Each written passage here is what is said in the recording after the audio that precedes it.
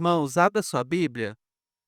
Hoje nós vamos aí continuar, né? Tivemos uma pausa, os irmãos descansaram aí do pastor por 2 semanas, 2 domingos, e hoje 1 João capítulo 2, versículo 15 a 17, continuando aí as nossas mensagens no livro, na primeira epístola de João, né? Então nós vamos ler do verso 15 ao 17. Abra aí sua Bíblia e vamos assim fazer a leitura em uma só voz. 1 João 2, 15 a 17. Amém? Amém, amém, irmãos. Irreverência à palavra, coloque-se de pé mais uma vez. Eu prometo que não vou demorar menos de 2 horas, tá? Eu terminei. Então vamos ler. Diz assim, todos juntos, vamos lá? Não ameis o mundo, nem as coisas que há no mundo. Se alguém amar o mundo, o amor do Pai não está nele. Porque tudo que há no mundo, a concupiscência da carne, a concupiscência dos olhos e a soberba da vida, não procede do Pai, mas procede do mundo. Ora, o mundo passa, bem como a sua concupiscência. Aquele, porém, que faz a vontade de Deus permanece eternamente. Deus fala ao nosso coração. Nós damos graças desde já pela tua palavra. Em Cristo Jesus oramos. Amém. Os irmãos podem se sentar. Meus irmãos, em 1997, foi lançado um filme chamado Titanic, que fez sucesso, é verdade? Com uma trilha sonora fascinante que até hoje é recordada, né, principalmente a música principal, né, e contava a história de um romance. Na verdade, o foco nem era tanto o barco em si, né, a tragédia em si, mas a tragédia de um romance que se desfez, né, que nasce ali naquele, um momento e se desfaz. Na verdade, Jack e Rose, é lógico que é uma ficção, não é realidade, né, mas Jack e Rose ali se encontram e tem ali um relacionamento, um amor proibido, um amor proibido. Mas irmãos, com tudo que você ama, como tudo que eu e você amamos nos mata, você sabia que o amor mata? Nós morremos por aquilo que amamos. Se amamos a Cristo, morremos por Ele. Mas se amarmos o pecado e o mundo, morremos também por Ele. Então, Jack morre por causa de Rose. E quem lembra e quem viu o filme, recordando, talvez a cena mais emblemática que talvez fique na nossa mente, além daquela deles na frente do barco, né? Ah, gosto daquela cena, né? Daquela a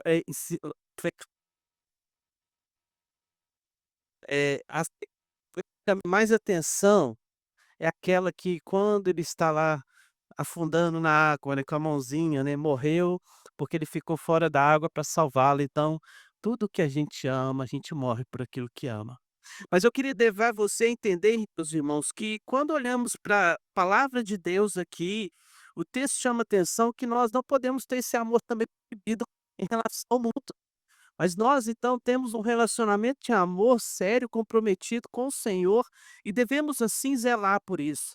E meus irmãos, recordando no versículo 12 a 14, nós vimos que João lembrou seus leitores sobre algumas certezas que eles podem ter em relação à vida com Deus. Ele lembrou-nos também, irmãos, que nós somos perdoados, que nós somos acolhidos por Deus, né? E que nós habitamos então nesse mundo, mas somos vencedores porque o evangelho que atua em nós nos torna vitoriosos, porque Cristo é a realidade desse evangelho. E diante disso, irmãos, o cristão deve abandonar qualquer atitude de amor em relação ao mundo. Assim como os amores proibidos não deveriam ser cometidos, buscados, né, como era o caso ali da história que nós lembramos do filme, nós também precisamos amar ao Senhor. E o texto começa nos dizendo: não ameis o mundo nem as coisas que há no mundo, no versículo 15. Então, é a primeira vez de várias que João vai citar aqui na sua epístola, até aqui não foi dito, em relação a esse termo mundo. E, irmãos, a Escritura usa a palavra mundo em diversos sentidos. Um exemplo disso, irmãos, quando olhamos João 3,16, o mesmo João que escreve a carta, o mesmo João do Evangelho, nós podemos ver, irmãos, que quando ele usa a palavra mundo, ele não está falando de planeta em si, né, mas ele está falando das pessoas que habitam ali. E ele quando diz: "Deus amou o mundo de tal maneira", não é que Deus amou a terra em si, mas amou as pessoas que estavam ali, né. Então, irmãos, olhando para isso, Dodge ele diz que o conceito de mundo de João no texto de hoje se refere à vida da sociedade humana como organizada sob o poder do mal. Então, perceba, se nós não entendemos que há diferença na palavra mundo, então primeiro Jesus ama o mundo, mas agora nós devemos não amá-lo. Está errado, não está? Porque aqui o sentido é amar essa questão da organização pecaminosa que infelizmente domina o mundo, né? A palavra de Deus diz que no mundo jaz o maligno, né? Então, nós não deveríamos amá-lo desse sentido. Então, irmãos, lembrando que João no capítulo 3 versículo 1 ele vai usar o conceito de mundo dizendo que o mundo não conhece a Deus, tá. Então, depois o versículo 13 do capítulo 3 ele diz que ele odeia os que são de Deus, o mundo odeia os que são de Deus, né. Então depois no capítulo 5 versículo 19, no capítulo 4 versículo 4 ele diz que ele realmente é dominado pelo diabo. Então, olhando para isso, irmãos, o conceito é bem claro que a palavra mundo aqui, ele está falando de sistema que infelizmente foi dominado pelo mal. E assim, irmãos, é declarado nas escrituras que em outros momentos tudo foi dominado. Quando olhamos lá o exemplo de Noé, quando Noé vai à arca, né? E ali a palavra de Deus diz que não havia, o próprio Deus fala, olha, todos se contaminaram, todos. Então é impressionante nós notarmos, irmãos, como é sim algo contextual hoje também, que infelizmente no mundo jaz o maligno.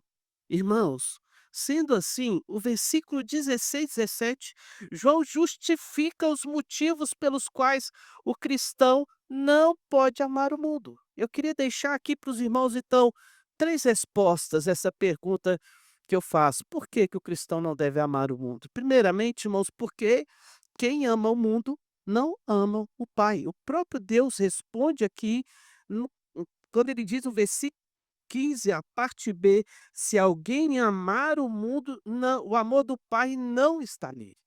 Então, irmãos, o amor do pai aqui, ele deve ser entendido como o amor, de um filho para com, o simplesmente o pai para com o filho, assim como o Senhor amou a Cristo, ele chama-nos também a fazer parte desse amor, e sendo assim, João está dizendo, irmãos, que se vocês amam o mundo, não tem como amar a Deus, porque os 2 são opostos. Então quem não ama a Deus constitui-se inimigo de Deus. Irmãos, então no coração do homem não pode haver espaço para amar os 2. Na verdade, um homem não consegue viver de amores, né. Irmãos, então a palavra de Deus lembra-nos isso em Tiago: "Se nós amarmos Deus, nós somos inimigos do mundo, mas se amarmos o mundo, somos inimigos de Deus", né. Lembramos que Coríntios também pode ser bem claramente quando ele diz, perceber ali essa divergência que há, quando ele fala: "Olha, que ligação há entre Cristo e o maligno? A luz e as trevas, o ímpio e o crente". Então não pode haver qualquer ligação. Então o texto chama atenção para a gente. Irmãos, o escritor estudioso Matthew Henry, ele diz o seguinte, que o coração do homem é estreito e não pode conter ambos os amores. O amor ao mundo sufoca o amor do Pai. Portanto, quanto mais ele prevalece, mais o amor de Deus definha e cai. Então, perceba, nós não podemos amar esse mundo. Então, irmãos, quando vemos que esse mundo se torna atrativo ao nosso coração, nós precisamos parar e refletir sobre aquilo que temos levado como algo de prioridade na nossa vida. Então, eu chamo você a observar que esse amor ao mundo é algo prejudicial, porque o próprio texto vai dizer que ele sempre vai levar-nos para longe de Deus. E é o propósito nosso vivermos diante de Deus. O amor ao mundo é prejudicial. Irmãos, Robertson diz que o cristão tem seus pés aqui na terra, mas tem somente o seu coração ligados no céu. Eu preciso olhar para o céu, não para esse mundo. Eu preciso entender que eu não sou daqui, mas eu sou de lá. Jesus nos lembra em Mateus capítulo 6, versículo 24, irmãos, sobre a questão do amor, que nós não podemos de forma nenhuma servir a 2 senhores, ou nós vamos desagradar um ou vamos desagradar o outro. É preciso ter um Senhor apenas. E ele lembra que chama de Mamon, né, aquele deus da riqueza, é porque ele vai falar que ou a gente ama o Senhor ou ama a riqueza, lembrando que não falando especificamente da riqueza, mas a riqueza que é o símbolo de tudo de ruim, né, de tudo aquilo que vai me fazer desviar da presença de Deus. Lembrando você que o próprio Jesus disse o quê? Sobre o dinheiro, que ele é o quê? Raiz de todos os males. Ou seja, é algo que possivelmente pode me desviar do coração, da presença, e assim o meu coração deixa de amar o Senhor. Onde está o teu tesouro? Ali está o teu coração. Eu preciso amar a Deus, eu preciso crer nisso. Cristo foi chamado, irmãos, o cristão foi chamado para viver em Cristo uma novidade de vida. Então, o cristão, ele foi capacitado para amar. Ele foi chamado a amar esse Deus e amar ao próximo. Então, nascendo de novo, nós temos essa possibilidade. É através da ação do Espírito Santo de Deus que nós amamos o Senhor. Irmãos, nós precisamos entender que Deus quer que nós tenhamos um relacionamento contínuo com Ele. E o escritor Russell Shedd, infelizmente já falecido, porque produziu muitas obras enriquecedoras, né, para o meio evangélico, em seu livro Adoração Bíblica, ele diz o seguinte: se você se encontra amando qualquer prazer mais do que oração e a Bíblia, qualquer casa mais do que a casa de Deus, qualquer pessoa mais do que Cristo, você está correndo o perigo do mundanismo, né? E Russell Shedd vai dizer que o mundanismo é justamente quando nós abandonamos o cristão, abandona a presença de Deus, o amor simplesmente ao Senhor e começa também a amar o mundo. Ele não diz que ele deixou de ser cristão, mas se tornou um cristão mundano. E o exemplo que nós podemos ver nas escrituras, irmãos, que nós podemos identificar como sendo parte aí viva de alguém que buscou amar esse mundo, é o exemplo de Ló. Irmãos, e quando olhamos Ló, como ele vai amando, o texto da palavra de Deus diz que ele olhando naquele momento de visão lá com Abraão, e Abraão diz para ele: olha, escolhe para onde vai, e aonde você disser que vai, eu vou o oposto. E ele olha para as campinas do Jordão, e as campinas ideais para que ele pudesse ter lucro, ou seja, coisas materiais, coisas desse mundo. E a palavra de Deus diz que quando ele olha para aquele lugar, ele diz para Abraão: é aqui que eu vou. E o texto diz, irmãos, que ele vai realmente para as campinas do Jordão, só que a palavra de Deus diz que ele vai pouco a pouco, caminhando para o lado de Sodoma e Gomorra. E daqui a pouco ele está em Sodoma. E daqui a pouco, irmãos, ele está tendo que fugir de lá. E quando olhamos para a história de Ló, ela devia nos inspirar a entender que quando amamos as coisas desse mundo, irmãos, nós estamos fadados a perder todos os bens que possuímos. Porque a história de Ló diz que ele sai de lá com a mão na frente, outra atrás. O amor dele. Irmão, se você é um cristão verdadeiro, se você é um cristão verdadeiro, se Deus fez a obra no seu coração, se Cristo habita em você, Deus, preste atenção, Deus vai tirar tudo da sua vida que você ama. Vai tirar, para que você possa amar Deus em primeiro lugar. Tudo que você coloca em primeiro lugar na sua vida, se você é um cristão genuíno, verdadeiro, Deus vai tirar da tua vida. Deus vai tirar.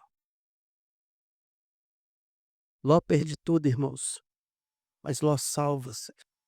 Ló se salvou não só da destruição de Sodoma, mas salvou-se também da perdição eterna. Meu querido, você e eu precisamos buscar as coisas lá do alto. A nossa confissão de fé de Westminster diz que a palavra de Deus é a única regra de fé e prática. As escrituras, elas nos ensinam, irmãos, como amar ao Senhor e como obedecê-lo. E assim, obedecendo a Ele, nós podemos, irmãos, caminhar para aquilo que nós temos de reservado do Senhor para nós? A coroa da vida. Irmãos, mas a segunda resposta que nós podemos dar para essa pergunta, por que o cristão não pode amar o mundo, irmãos? É porque o mundo é mau. Quando olhamos o versículo 16, eu queria que você tivesse relendo ele comigo, o versículo 16, ele diz o seguinte, vamos ler?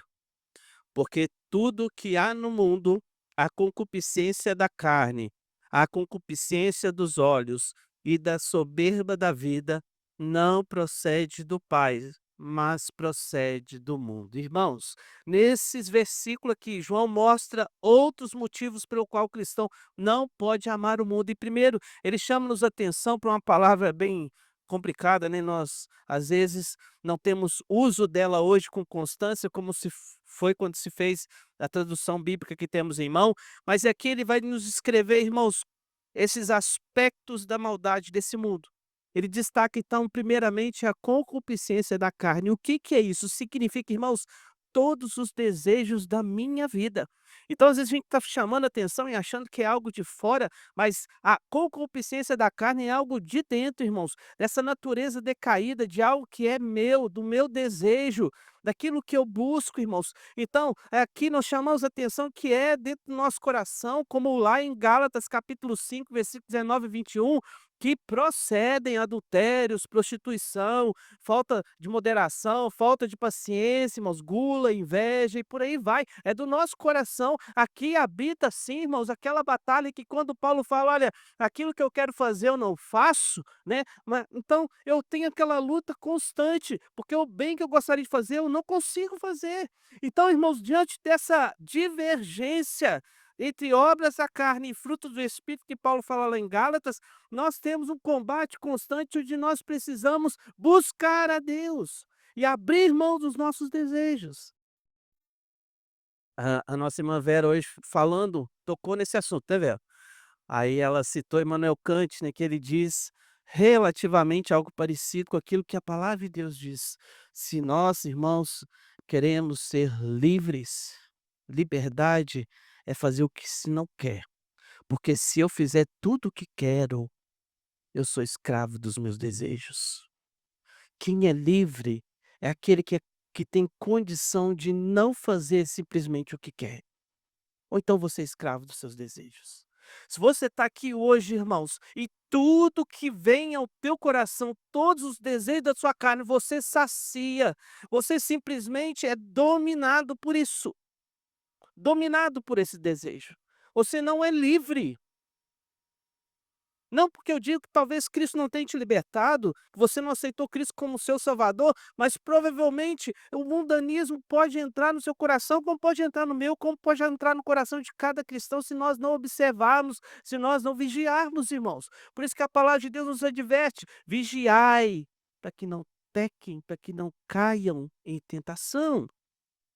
Então, ele fala da segunda concupiscência, a concupiscência dos olhos, né? Os olhos são descritos como a janela da alma, irmãos. Os olhos, aqui trata-se da vontade, né, então, mas não algo agora do interior, mas algo daquilo que eu olho, vejo e cobiço. Algo que eu olho, vejo e desejo. Então, é aquela tentação exterior. Exemplos disso nas escrituras, irmãos, quando olhamos para Eva. Eva, irmãos, quando estava lá no jardim, quando a serpente fala do fruto, ele diz, o versículo 6 do capítulo 3. Vendo Eva que o fruto era agradável e bom para dar entendimento, pegou, comeu, deu ao seu marido Adão. Outro exemplo, irmãos, interessante, quando vemos Josué, capítulo 7, versículo 25, irmãos, o olhar cobiçoso de Acã, quando ele estava ali em Jericó, e ele olha uma bela capa babilônica, o versículo 7 diz que no meio dos despojos ele acha essa boa capa babilônica e pega para si ali o olhar cobiçoso. Meus irmãos, mas também, quando outro exemplo é visto em 2 Samuel 11:2, nós percebemos que as áreas aqui bem diferentes, na verdade, e ali a palavra de Deus diz que o olhar lascivo de Davi, irmãos, quando viu Batseba tomando banho, onde ele não deveria estar, onde ele estava ali desocupado, ele simplesmente deseja também pecado, a cobiça dos olhos. Irmãos, o terceiro aspecto não é uma concupiscência, né, não é um desejo, uma busca, não é algo que flora, mas é sobre a soberba da vida que ele diz aí. Então, dos 3 irmãos, o mais difícil de entender seria a soberba da vida. Por que a soberba da vida? Sem dúvida, irmãos, porque é algo que talvez, seja mais extenso e mais complexo, mas é fácil de entender quando a gente pede ajuda a algumas pessoas para definir. 2 definições para você. Plumer ele diz, irmãos, que é uma arrogância ou vanglória relacionada com as circunstâncias externas de alguém, seja riqueza, ou posição, ou vestuário, ostentação pretensiosa. Ou seja, é aquela pessoa, irmãos, que gosta de aparecer mais que os outros. Soberbo é isso. Soberbo é aquele que se acha melhor, aquele que ostenta não só riquezas, mas também vestes, como o texto fala. Ebrard, ele diz que, o dever de brilhar, o desejo de brilhar ou de ofuscar outros com a sua vida luxuosa, né. Irmão, não sei se você já viu, agora nosso país chegou a uma moda, que já tem nos outros países, mas agora isso é pouco recente para cá, né. Jovens, irmãos, que gastam fortunas num par de roupa, um par de roupa, um par. Às vezes está lá, a pessoa tem uma roupa, é um relógio de 30.000, é um tênis de 20, é uma camisa de 10, é uma calça de 40.000. E para quê?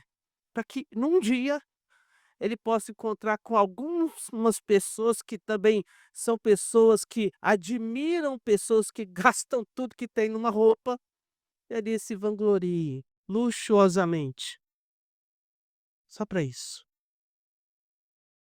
Essa é a soberba da vida, irmãos. Eu mostrar o que tem. Eu mostrar que eu sou melhor, eu mostrar que eu sou mais. Então, enfim, não é possível para o cristão, irmãos, viver nesse mundo. Eu pergunto, o que tem mais te fascinado? O que tem mais te fascinado nesse mundo?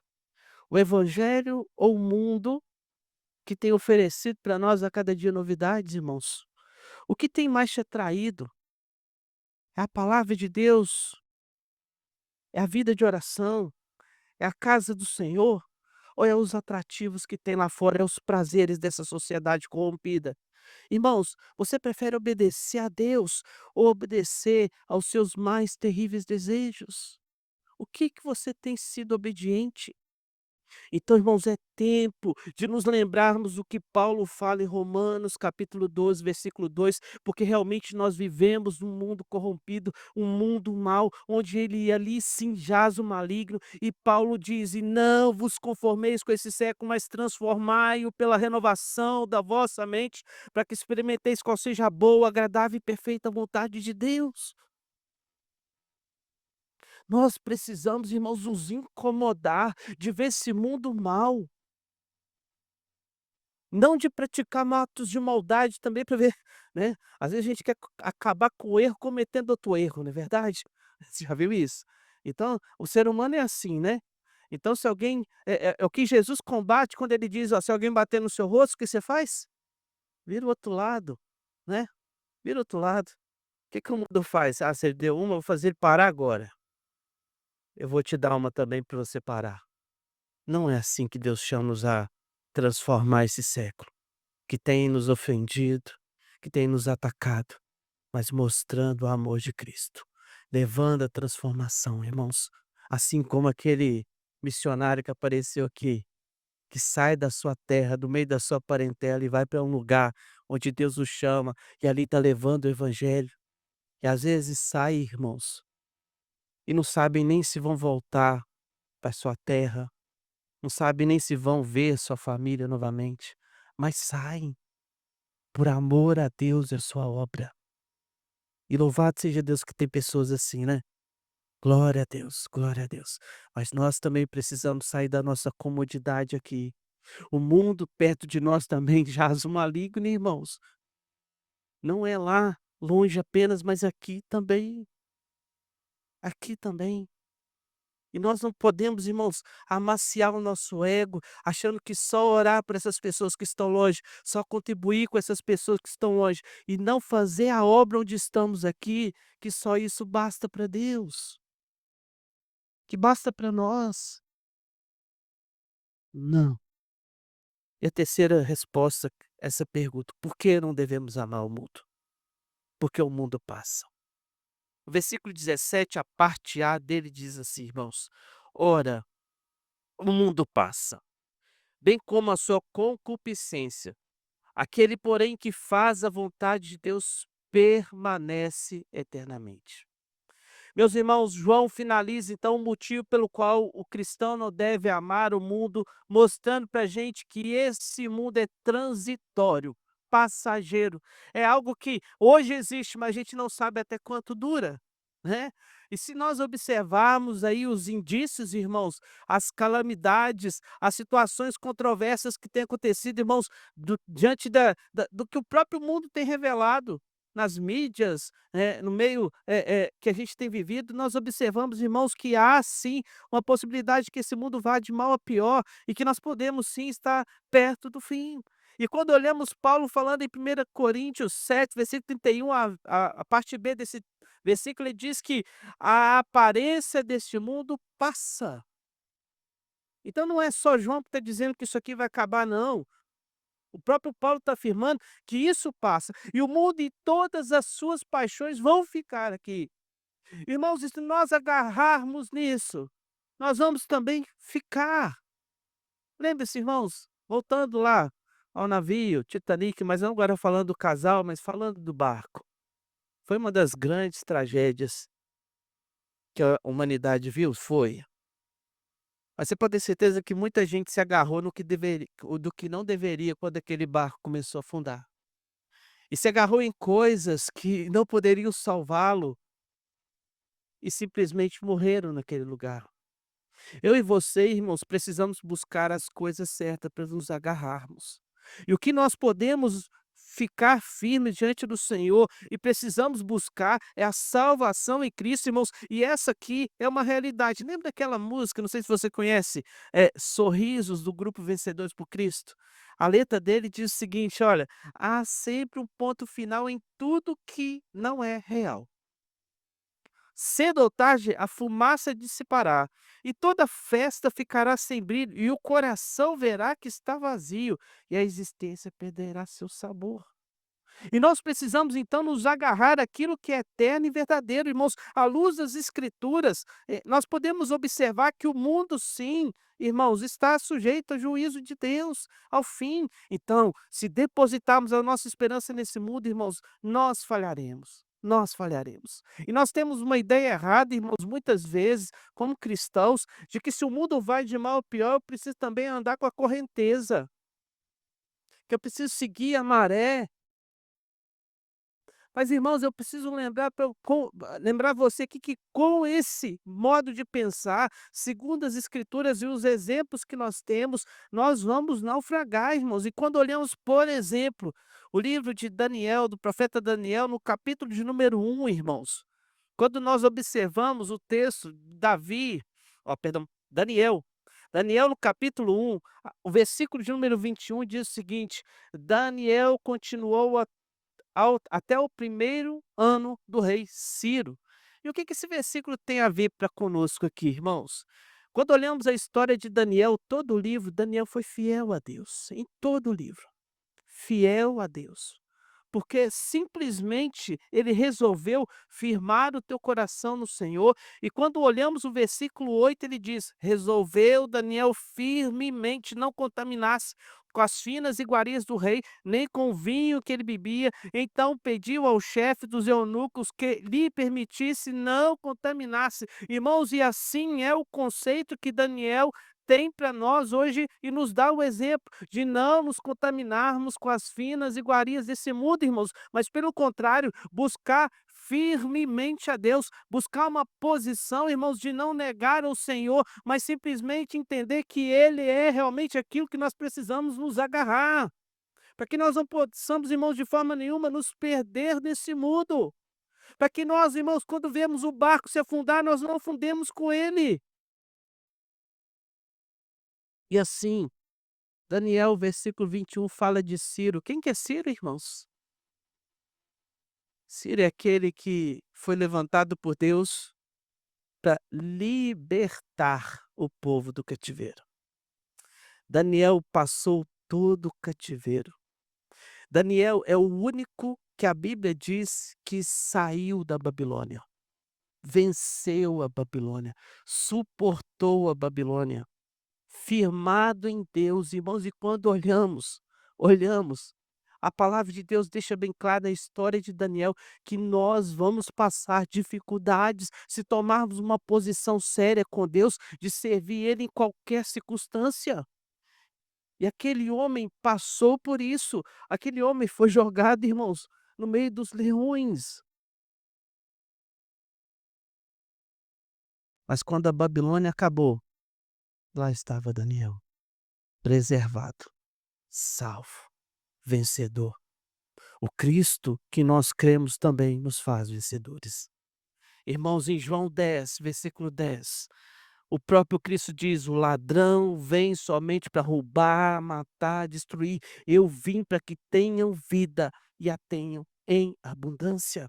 Deus nos chama para viver uma vida abundante. E por que eu não devo então amar o mundo, irmãos? É porque a Bíblia diz: "Porque quem ama o mundo não ama a Deus, e porque o mundo é mau e o mundo passa, e quem ama o mundo nunca saberá o que que é uma vida abundante", como Jesus disse. Nunca saberá o que é essa plenitude do agradável, daquilo que é bom, daquilo que é perfeito, que Paulo fala que virá sobre aquele que crê no Senhor, que nunca viverá, irmãos, uma vida de santidade e verá como, por exemplo, Josué, quando a palavra de Deus diz que santificai-vos, porque o Senhor fará maravilhas no meio de vós.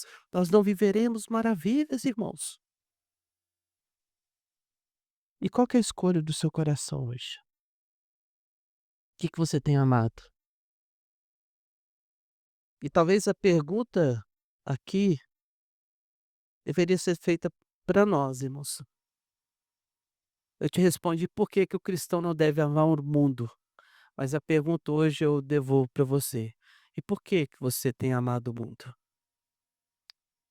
E por que você não pode amar o mundo? Você tem amado o mundo? Que você possa refletir sobre o que diz esse texto que meditamos agora. Você possa refletir sobre a sua condição. Fale com Deus, abre teu coração para o Senhor. Peça ao Senhor que, se por acaso no teu coração alguma coisa você tem tomado como algo digno do teu amor, que você peça a Deus perdão, peça ao Senhor que enche o teu coração da graça dele. Fale com o Senhor nesse momento.